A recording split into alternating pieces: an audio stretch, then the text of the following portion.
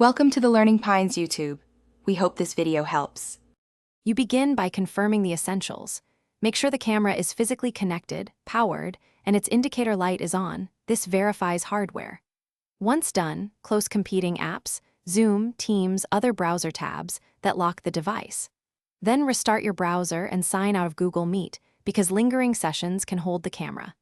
You'll act fast here to eliminate common blocks before changing settings, and that saves time if the problem is just a resource conflict.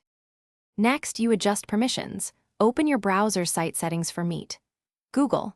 Calm and confirm camera access is allowed. Make sure to select the correct camera device in the drop-down, built-in versus USB, because browsers remember choices. If the camera still shows blocked, clear site data, or reset permissions for Google Meet, this removes cached denials. While doing this, keep Meet closed and then reopen it, so the fresh permissions take effect, and the browser can require the camera device cleanly.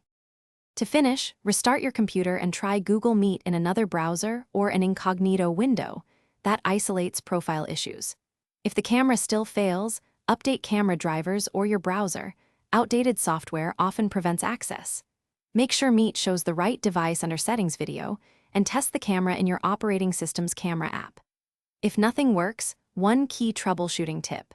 Check OS privacy settings to allow apps and browsers to use the camera, because system-level blocks are common culprits. Thanks for watching.